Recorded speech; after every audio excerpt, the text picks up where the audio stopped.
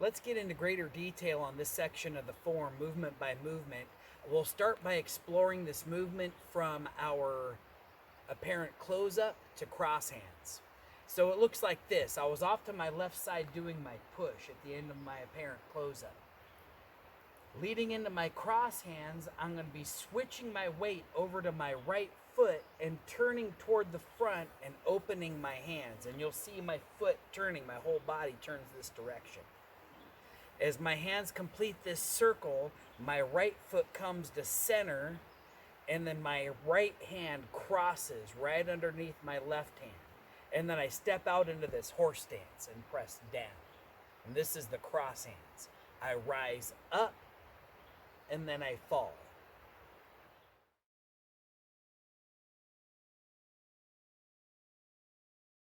Let's see what that movement does. Let me bring out my dummy here.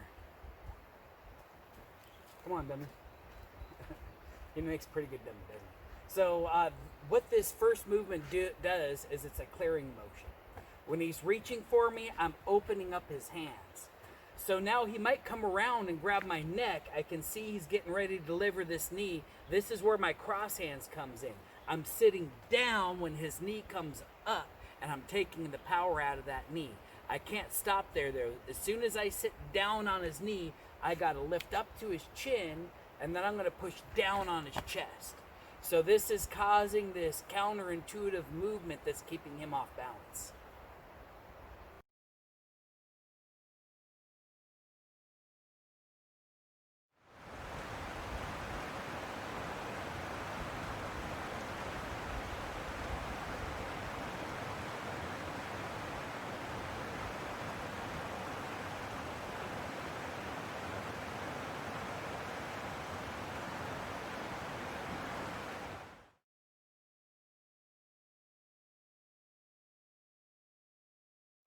So let's get a little deeper into carry tiger to mountain. So we're coming from our cross hands position, and I'm sitting down, right? We just did our rise and fall. My carry tiger to mountain is done with 4 different movements. I'm doing a right brush knee, a pull back, a press forward, and a push. So the way I get here is I'm going to start from circling my hands. It's coming all the way around. My whole body's making this circle. When I bring my right foot in, my right hand's going to drop, and this makes my brush knee. From my brush knee, my right hand continues around to come on top, and I pull back to my hip, and then I press forward with my shield, and then I sit down, and I come up while I push. So you'll recognize that from the beginning section of the form.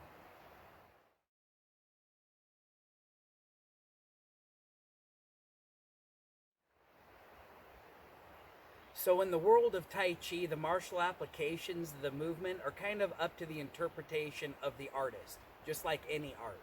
So you're going to see there's a lot of different interpretations for the same movement. And so we've explored our brush knee or pull back or press forward push in the previous beginning video. But here's another look at how these movements could work out. I'll bring my dummy out here again.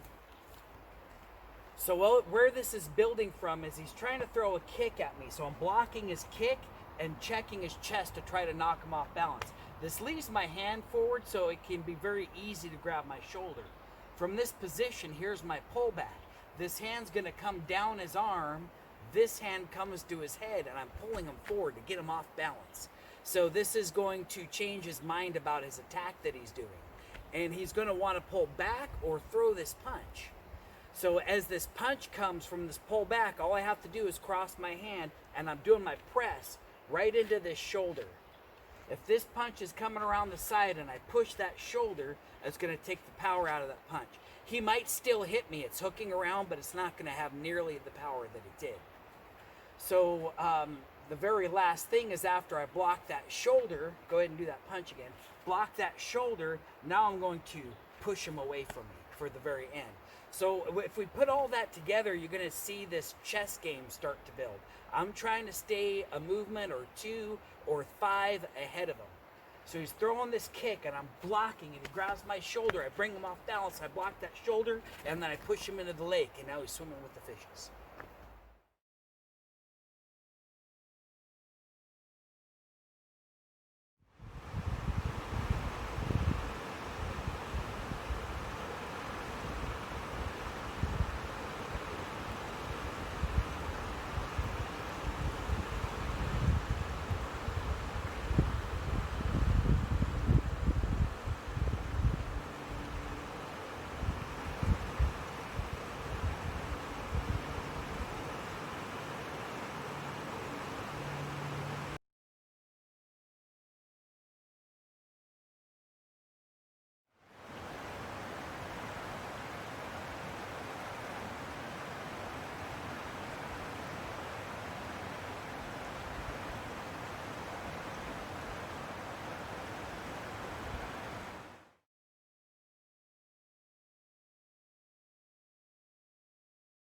So now we'll go in a little more detail of fist under elbow.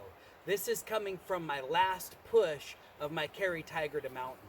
So we're starting with this cloud's hands movement, again, right from our very first beginning circle exercises.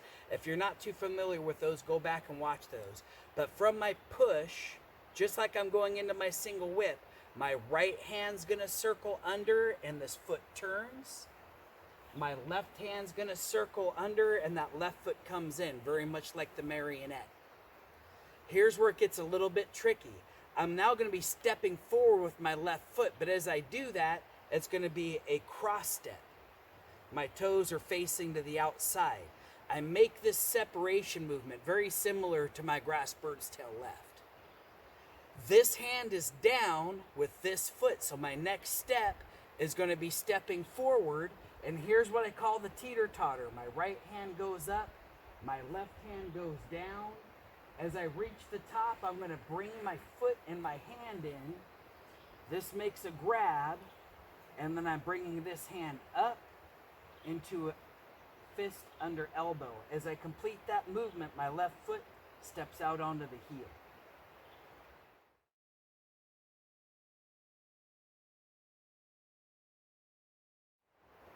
So let's take a look at the martial application of fist under elbow. Let me bring my dummy back out again. Where'd he go?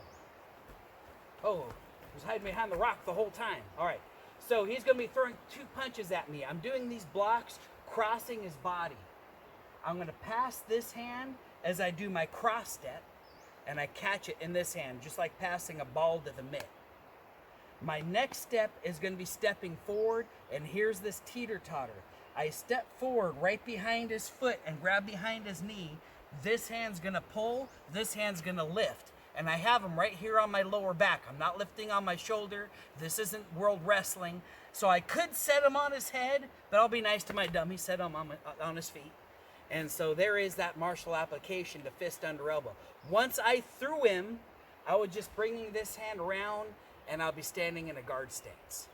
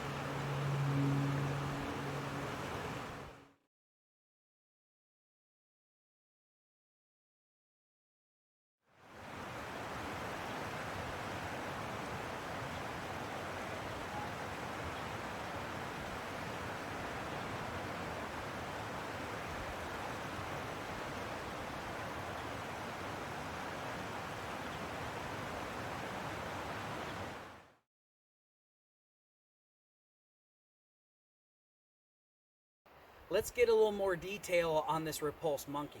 So it's coming from my fist under elbow position. My right fist is underneath my left elbow. My left foot's out on the heel. So to move into this Repulse Monkey, this is our backward walking that we did with both hands coordinated. That's our intermediate walking video. Check that out if you need some more details on this. But all I'm gonna do is I'm gonna draw this left foot into center and get my balance while I reach behind me with my right hand. I look and strike. Then when I re-step this foot and my weight commits forward, there's my Repulse Monkey. We do this 3 times. So again, my front foot would come in, I'd reach behind me with my backhand, and then I'd step and press. One more time, I'd reach behind me and strike, look in front of me, and push.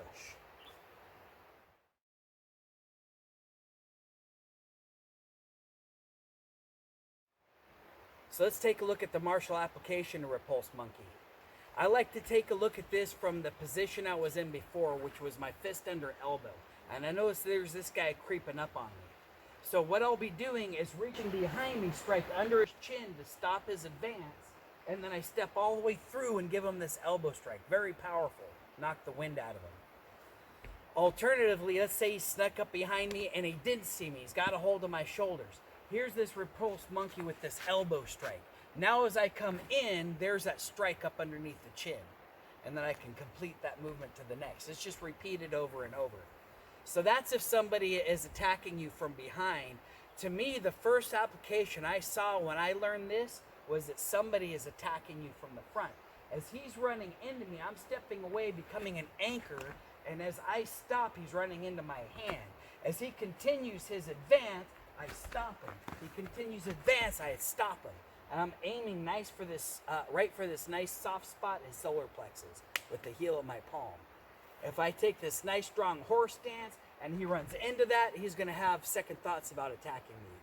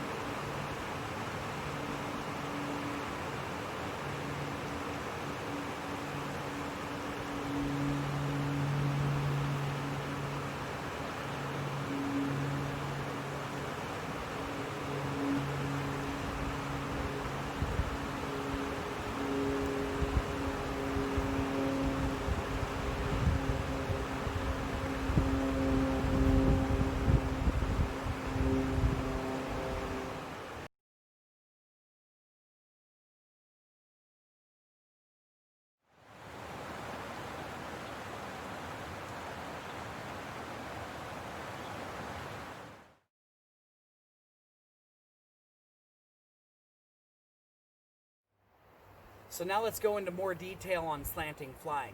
This is coming from my very last Repulse Monkey, which is my Repulse Monkey right. So my Slanting Flying, my right hand is going to come underneath while my right foot draws in. Here's that marionette thing happening. Left hand comes on top and I'm holding this beach ball. From here, my right foot's going to step behind me. I'm going to turn out and slant my body and separate my hands all at the same time.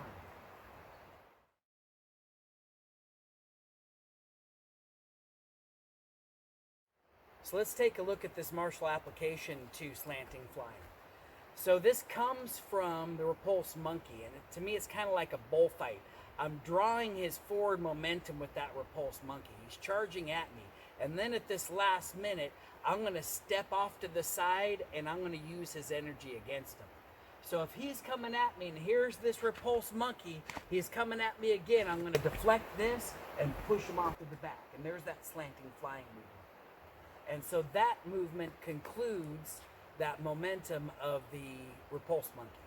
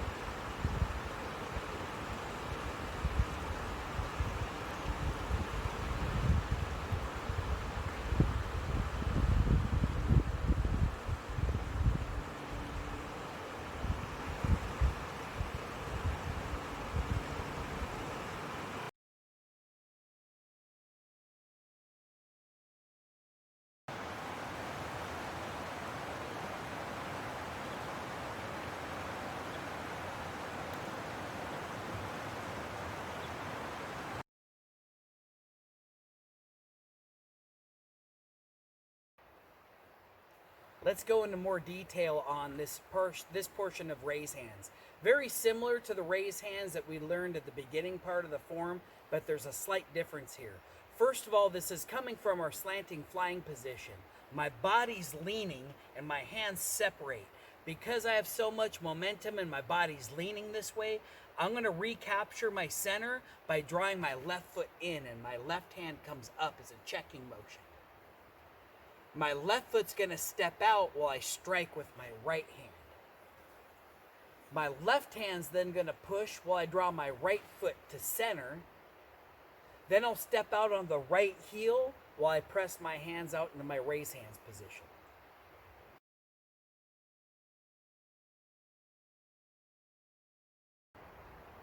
Let's explore this martial application for raise hands. Again, a little bit different than the one we did at the beginning.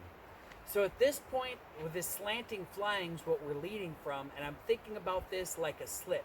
He throws this punch at me, and I'm slipping off to the side of that punch. I just avoided it.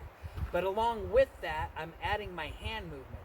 So I'm blocking his hand and striking his rib at the same time. Continuing my momentum from this slide, I'm going to bring this foot in and lift his chin.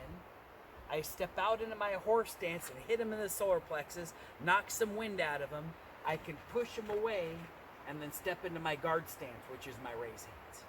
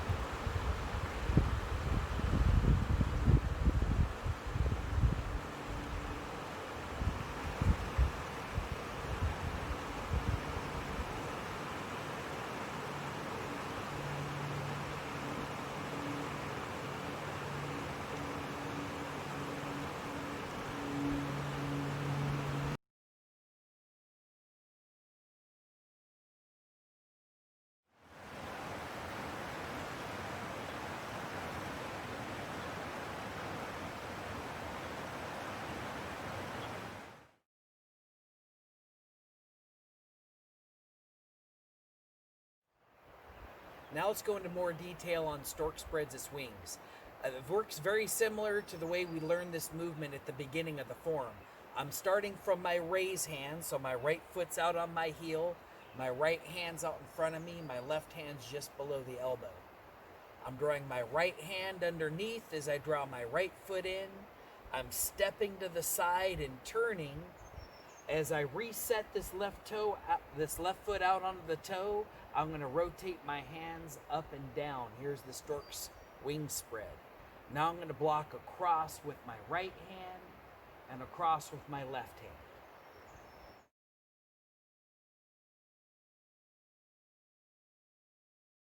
Let's explore the martial application the Stork spreads its wings. Now the thing about the Stork, it's not very strong, but it makes up for that with cunning. It'll use its wings to distract from things like when it kicks with its feet. So let's take a look at this. When he's reaching at me, I'm making this block, and then I'm coming in and striking high at the head. Now this could be an open hand strike, it could be a knife hand strike. Ultimately, I'm just trying to get his focus up so that I can attack him low later.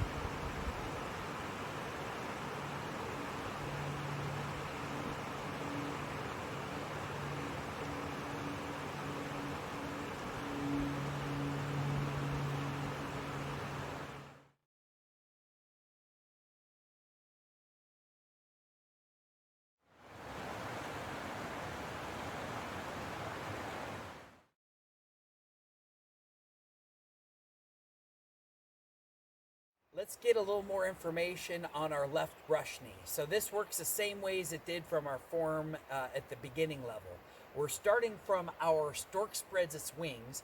My right hand is up, my left foot's out on the toe, and my left hand is down. And I'm starting from these 2 strikes. By the end of these strikes, here's when I move into my brush knee. I'm gonna lift my left foot to re-step. My left hand's gonna come down to my hip while my right hand comes up to my shoulder, and I'm gonna step and make my brush knee.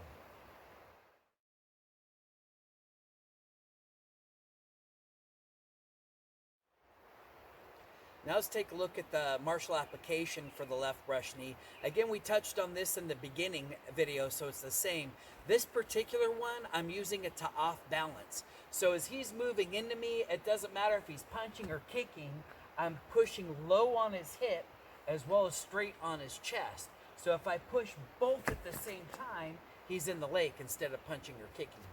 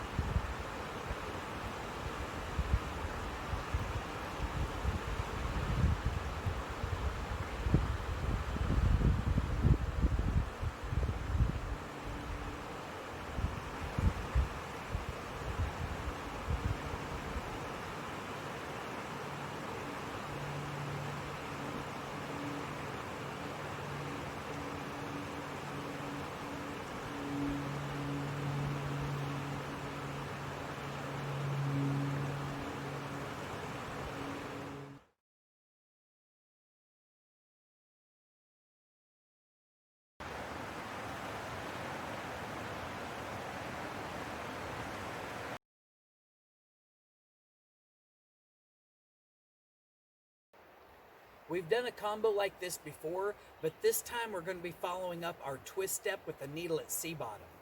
So my twist step comes from my left brush knee. From there, my back foot slides in, and I re-step out into my cat stance. That's my twist step. My needle at C-bottom is now I'm reaching down to the needle that's at the bottom of the C. So I want to keep my hips under me and my head up while I squat down. My left hand, I'm just making a pressing motion. My right hand is reaching. I'm squatting down, and then I can lift.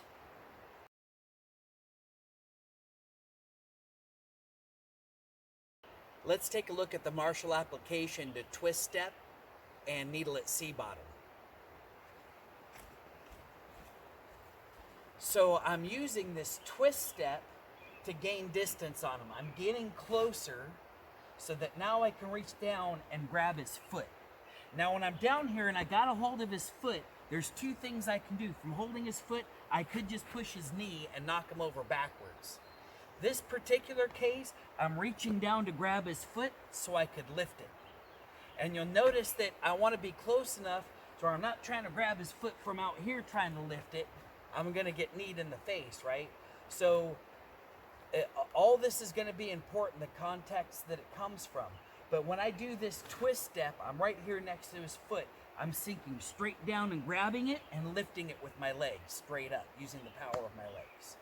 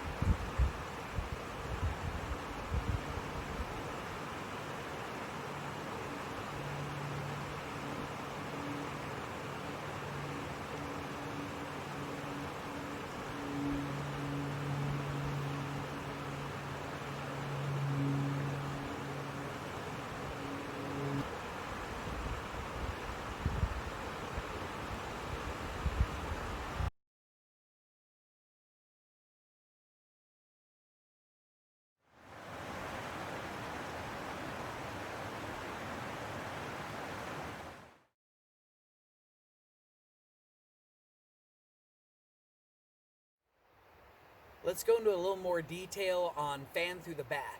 So this is coming from my needle at C bottom. I've just reached down and brought it back up again. When I step into my fan through the back, my left foot's gonna step forward, my right hand's gonna press up, and my left hand's gonna press in front of me. You'll see how my weight follows that movement. My hands represent the Chinese fighting fans, which is why this is called fan through the back.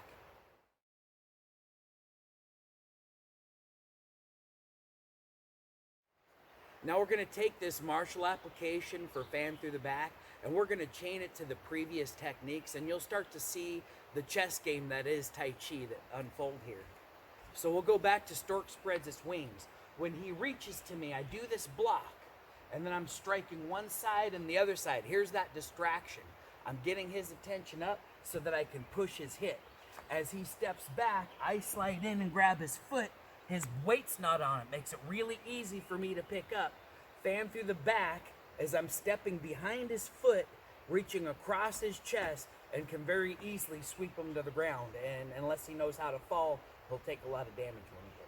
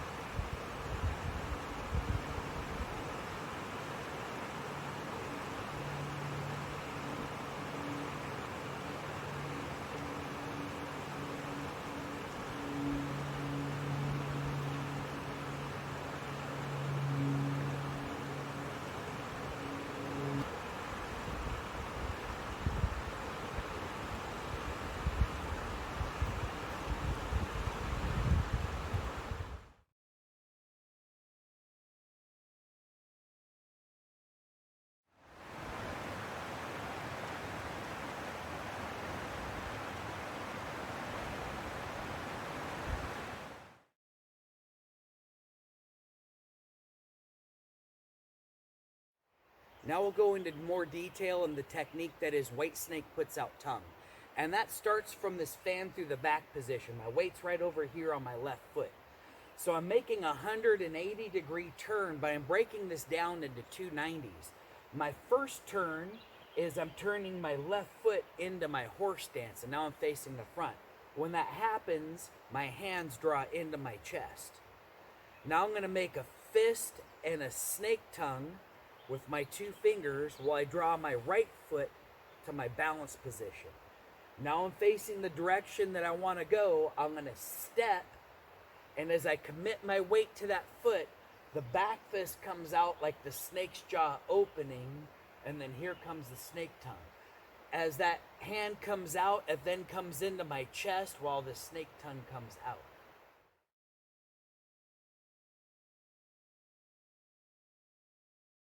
Now let's take a look at the martial application for white snake puts out its tongue.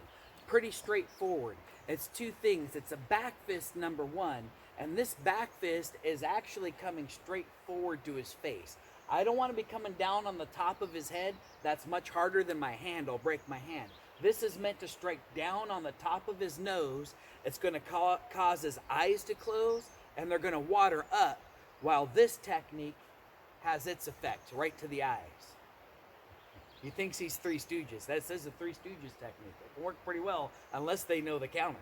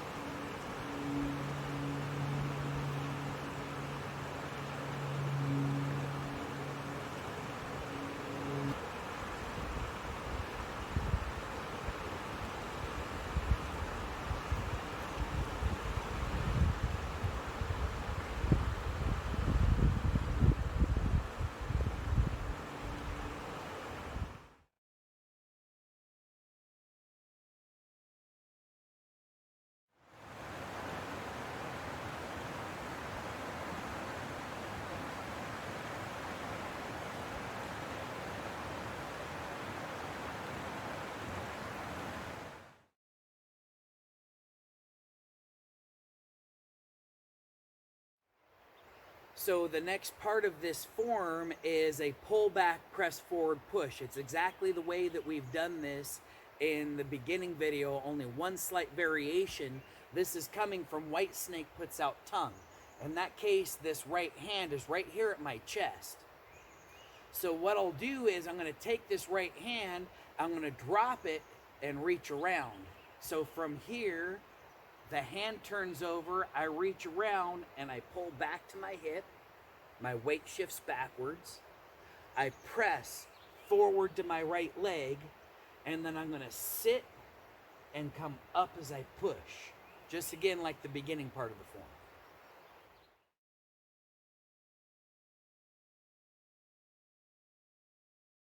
Now we'll talk about the martial application to pull, press, push.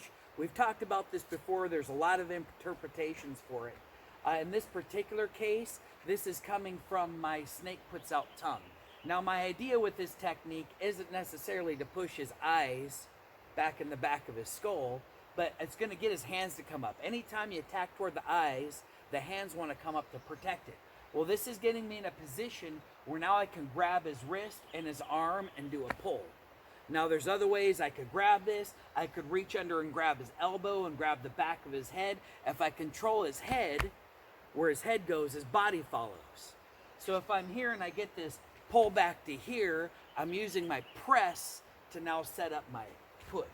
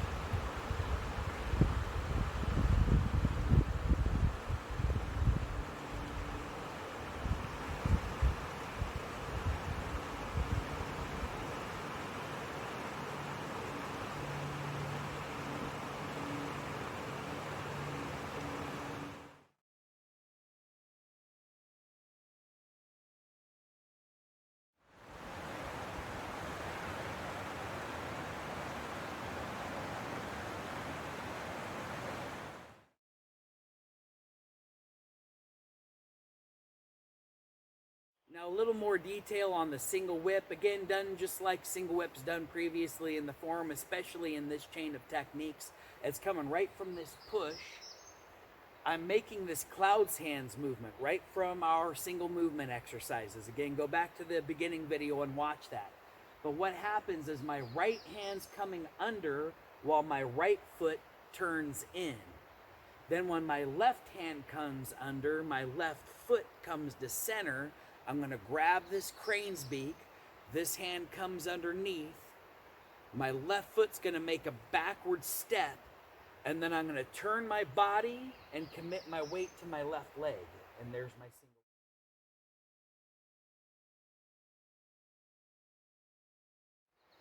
So for the martial application for this single whip, we're going to chain this together with the previous techniques. We're going back to White Snake Puts Out Tongue. If he's charging at me, I can stop him with this back fist, give him this poke to the eyes. Now his hands are up. I can now grab him and do my pull to get him to resist that. as I push, he might grab my sleeves. This is good for me. He's got a nice tight grip. I grab onto his arm.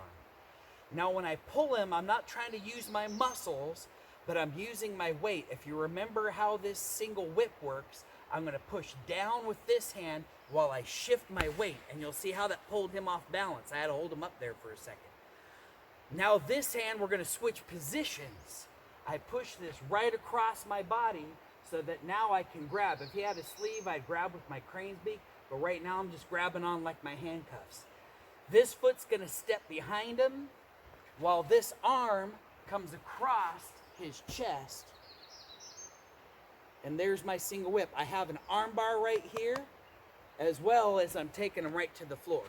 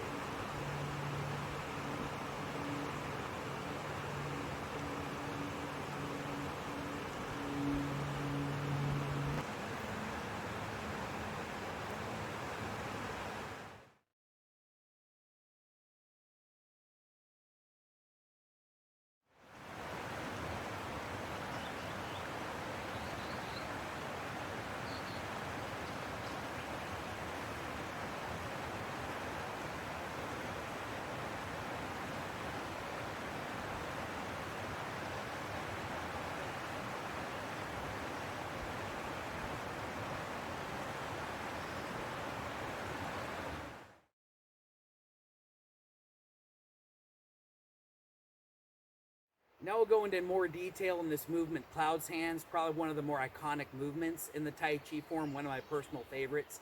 It ends with a pretty familiar movement, which is single whip. It actually starts from single whip and ends at single whip. Nice little bookend there. This movement of Cloud's Hands, we used way back at the beginning series of lessons. This is our outside circles. But now all we'll do is add my footwork to it. So again, this is coming from a single whip. My weight's over on my left foot. So the first thing I'll do is I'm sweeping down with my left hand while I switch my weight to my right leg. This hand's gonna now open. I'll switch my hands and my right foot's gonna come to center and I'm pressing to the left. My hands rotate and I press to the right as I step away. Press to the left as I advance. There's 4 of these all together. When I'm done, I'm pressing to the left. I make one more rotation, and here's where I grab my crane's beak. My left hand comes right underneath. And then when I step out, I'm going to rotate right into my single whip position.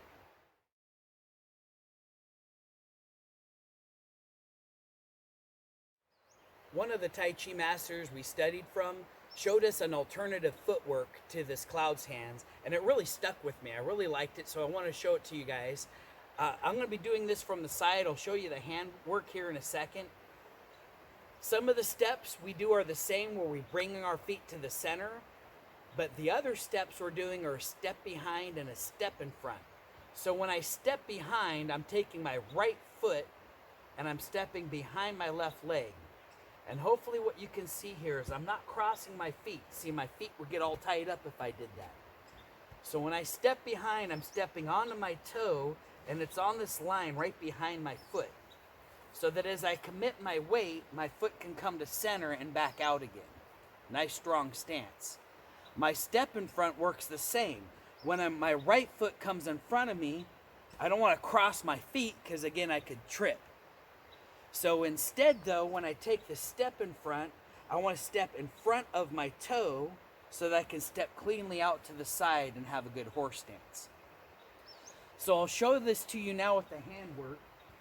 I'll show it to you side to side so you can see the way that my feet are working.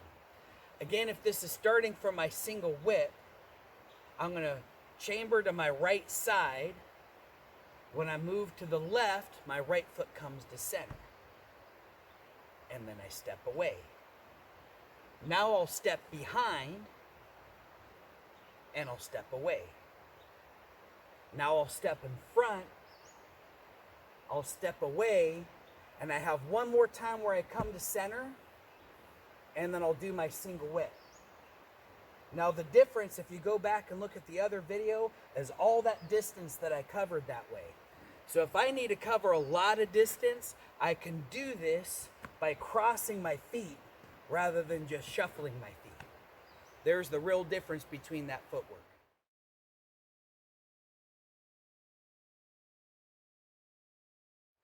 Now let's take a look at the martial application to this cloud's hands and the single whip. Again, a bunch of ways this could be interpreted. When I look at this movement, I have, with the basic movement of my feet come together, two real different types of movement. One of them is advancing. And as I'm advancing, this hand is really striking at his chest, but then it slides up into his throat, maybe even makes his jaw clack a little bit. My other hand, my right hand, is striking at his groin. And this is kind of the distraction. He's going to see this hand, which is going to help mask what this hand is doing. Again, it's not going to incapacitate him, but it's going to distract him hitting him there. The second type of movement is the retreat. So if I've advanced over here, he's striking at me. My retreat is my opportunity to move a little bit away from him, buy some distance and time, while I can make that block happen. So we also had some alternative footwork. We had a step behind, a step in front. Again, the main point of those was to gain more distance on our opponent. So for instance, my step behind, if I do this movement here, again, this hand isn't really meant to do anything but distract him while I grab his wrist. When I'm here, I can now bring this hand underneath, step behind him, and as I bring this arm across, here's this trip. I have this arm bar across my chest, and I'm tripping him right over my hip at the same time. Same idea with the step in front, as I'm trying to get more distance, but now I'm going to come in front of him. So same thing, as I come into here, I can distract while I grab his wrist. Now when I come underneath his arm, I can step in front of him. Here's this elbow strike that would get him to bend over.